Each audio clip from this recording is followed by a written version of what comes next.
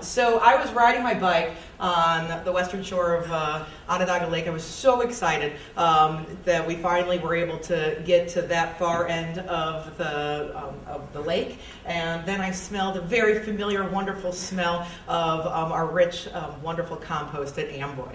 And saw so much of this beautiful, dark, wonderful compost in an incredible, striking contrast against what used to be known affectionately as the White Cliffs of Dover, and also these gorgeous birch trees, really nourishing the western shore of Onondaga Lake. And then I began thinking at how wonderful the timeline just really lined up for the Onondaga Lake project and OCRRA's investment and development of the entire compost program. So I also served on the Onondaga County Resource Recovery Agency Board of Directors back in 2005 to about 2010. And so during that time is when we really began, we did an investigation. We understood that there was a significant amount of food waste that we could begin to remove from the waste stream and be able to turn it into compost. Investments with incredible staff such as Andrew Radin, who's here, Greg Gillespie, that really grew this program from a pilot stage, invested, and we'll kind of talk about that, to where we are now today. In 2017 is when this project was done, being able to help and support the restoration of Onondaga Lake. And at the same time, so the remedial action plan was out for comment for Onondaga Lake, for the Onondaga Lake bottom and the Superfund site at the end of 2004. Those decisions were made in 2005, and the development of the programs kind of really came in tandem, which is really exciting to see how they come together. And so that's really what we're going to be talking about today. And I think it's really critical because all this is about, we're only as good as those that come after us. And so all of this is about how we're able to help make the environment better for the kids that are following us and help shape the future stewards. And so the title is really to focus on how local school kids help Onondaga Lake wildlife flourish. So you'll see some photos here of kids that are planting, participating in the Onondaga Lake Conservation Corps, but also through the food waste composting program. Every day we have nearly 7,000 kids that are separating out their food scraps in their school. And then those food scraps then become compost, which then we're able to nourish the land and it's able to bring the habitat back. So we're really excited to tell this story today. So go ahead, Paul. Thank you. Thanks, Dereth. I'll try to keep up with that energy. That's it. Very good. So this is a familiar site, Onondaga Lake, but it's gone through a tremendous amount of remediation over the past few years. It required oversight from DEC, EPA, and DOH in order to get that done. Basically, contaminated sediments were in the lake, and they're required to be either dredged or capped. Dredging was completed in 2014, capping was completed in 2016, and then there's some habitat restoration along the edge of the lake that was completed in 2017. So this is just a great success story, and there's ongoing work. But it's not all about the lake. There's upland sites where the contamination came from. So industry waste, created sediments, which tracked along 9 Mile Creek and Harbor Brook, deposited stuff into the lake. So these were cleaned up, and you'll see on this site there's various stages of remediation, various projects, wetlands restoration that's happened from 2007 to 2017. So what Dereth has talked about is this OCRRA Compost related to the western shoreline. We're going to talk about this specific area in particular. It's over 400 acres, so just to give a frame of reference, it's a pretty large area. Portions of that received OCRRA Compost in 2017. So we'll turn it over to Dereth. So why do we make compost? Like I said, back in 2005, OCRRA did what's called a waste characterization and quantification study to identify exactly what is in the garbage. And it is a pretty amazing study where you go and you look at all the garbage and you sort out all the garbage. And you find out, what's how much recyclables are in there.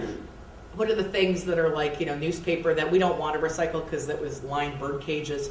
How much is food waste? What's really in there? So that's really what we have here. So let's see here. I've got some, everybody always wants to know. This is our level of diapers. Glass was in the garbage. Metals. And so the metals, we really want to recycle those metals, but we also are able to capture the metals out of the waste energy plant too, so which is very helpful. But our food waste is right here. So more than 14% of the trash could be used through composting. And so we wanted to be able to start capturing that. So we embarked on the process of crafting black gold. Greg Jaleski is our master black gold crafter in the back, so if you want to talk to Greg afterwards. We also have samples for you to be able to start using now, and additional technical information. We need DOT specs and a variety of other things for projects, so you can incorporate it at work and at home. Compost is incredibly rigorously tested. It's our seal of testing assurance, certified compost, so you know what the pH, the metal content, all the parameters that you want to make sure are right for what you're putting onto things that will become your food. This is what our site looks like. So this used to be the old airport hangar out on Airport Road in Amboy near Camillus. So we invested $2.4 million and $1.6 million in equipment, and to create a facility that's able to process about almost 10,000 tons of waste on an annual basis. So we have lots and lots of organizations that participate and send food scraps our way. These guys are the ones that were just our early adopters. So a great partnership with Wegmans, our colleges, hospitals, so really focused on those large producers of source-separated organics. We have 15 local schools that separate their food scraps, so the kids are going in there, putting their recyclables where they need to go, putting food waste where they need to go, and putting garbage in its place. And so this is our process here, and it takes about 3 parts yard waste to 1 part food waste. You're going to put it in, load it in with these loaders, put it in what this is just a giant KitchenAid mixer, and so you mix this stuff up, blend it all together till it reaches the proper bulk density where you have the right amount of moisture, and then we're going to load them into our bins. So this is our food receiving hall. People drop off the food, and then we're able to mix it from there. Our process is called an aerated static pile, and it helps accelerate the decomposition. And we get up to temperatures higher, quicker, and we're able to move through the process beginning to end is on the order of about 90 days. And so we inject oxygen through these trenches. It's all controlled here. These are the bays that are loaded in. We've got a bottom layer and the top layer, which we call plenums. And they cook for about 30 days in the first 3 bays, and then taken out, moved into the next phase for the next stage, and then taken out again once it's reached its critical temperature, and then they take it out and they're curing for the last 30 days. So if you need a lot of compost, we can make it. We just need to know a little bit ahead of time. We screen our compost, and I'm really excited for Paul to tell you more about how awesome we do at screening. So it's screened, so you get all that stuff out of there, and you aren't going to get trash in your compost. It's high quality. And again, the testing here, I think it's really critical. This is high quality compost cooked to a critical level that's going to kill all your pathogens, your weeds, your seeds, and it's tested on a regular basis to make sure that we are within the right pH framework, that we have low levels of metals and salts, and reach the highest quality of compost. So you know what you're getting when you're getting OCRRA compost. And you can make it yours. It comes in 2 different sizes, your 1/4 inch and your 1/2 inch. And you can incorporate it in your garden as soon as all the snow melts. Buy it in bulk. And or we also have a trunk charge if you want to use it in your own home. You come on into our site at Amboy and fill up your trunk. And we're working with 30 different retailers across Central New York that actually sell this in a bag for us, and which is pretty exciting. So you can just go and buy a bag of OCRRA compost and bring it home. But the Arc of Onondaga also bags our compost for us. So we have a bagging machine. They help operate that and help fill those bags, which is pretty exciting.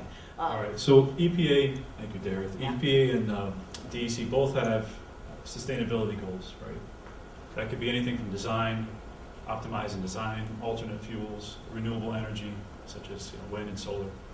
Related to this project, we have alternate fuels. Biodiesel was used in the construction equipment. We've also buy local. That's another great way to reduce greenhouse gas emissions. So OCRRA Compost, food waste made locally and manufactured locally. DEC, I mentioned earlier, has a green remediation program policy, DER 31. Two things to bring up is, again, the greenhouse gas emissions. We talked about that, local source, OCRRA, and also the native vegetation use. Very important for the project here when we're restoring wetlands and any area that we're working on to bring back native species, native habitat. These are some nice pictures that show the Honeywell green remediation practices here. Over 90 acres of restored wetlands.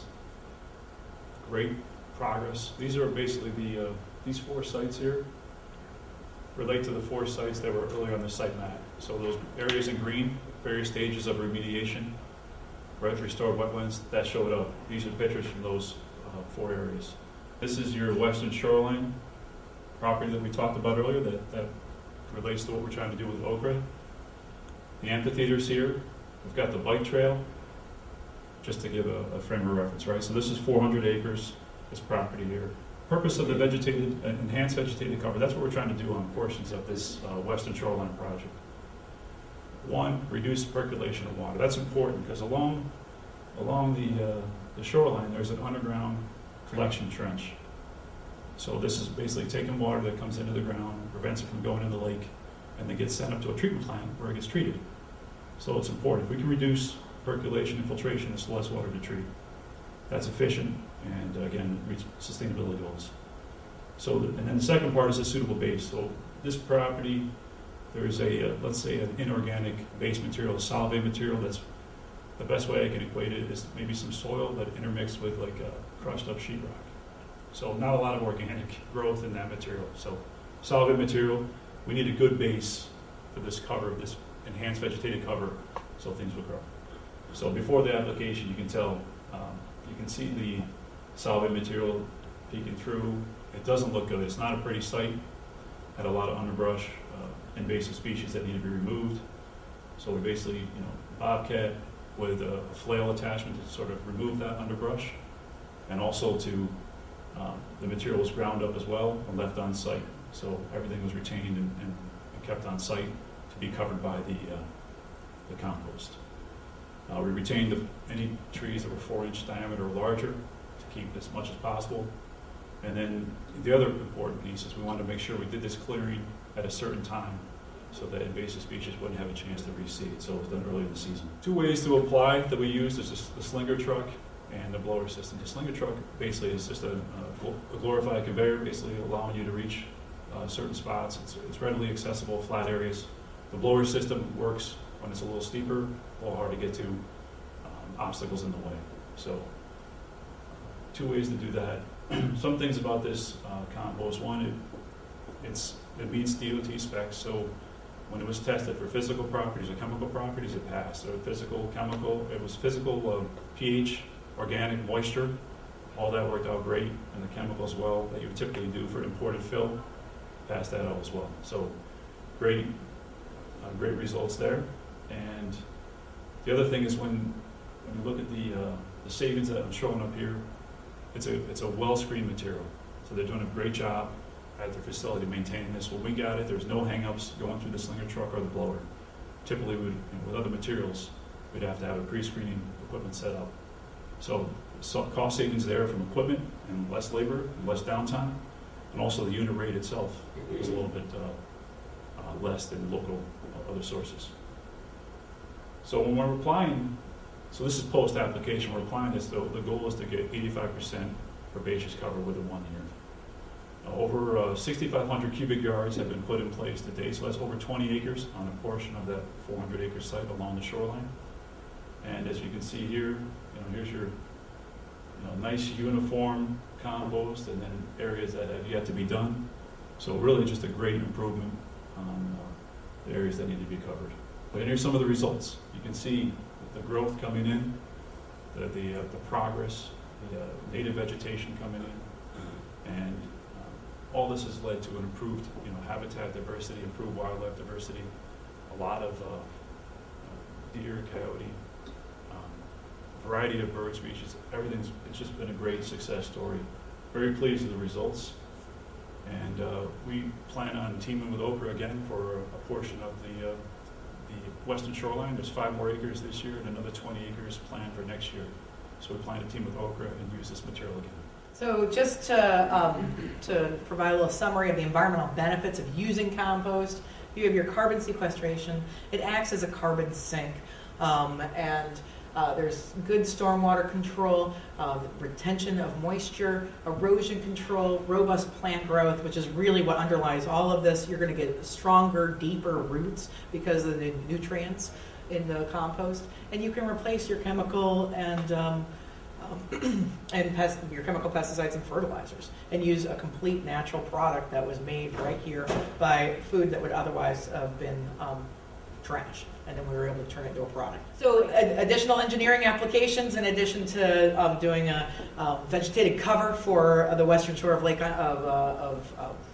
Onondaga Lake, used in green roofs, erosion control, our slope stabilization projects, habitat restoration, really fantastic for agricultural soil improvements, as well as your own home and garden, your own home gardens and lawns.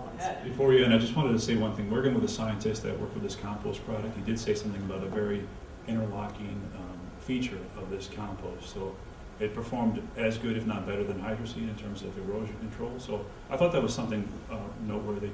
So we did, we applied this, compost, we broadcast seeded, and it was very effective at, preventing erosion, but also taking up the water and absorbing the water and reducing that infiltration that we talked about. So I want to thank everybody that in this room too, that I know that has really plowed through tough stuff and all for the bigger picture and where we're going in the future.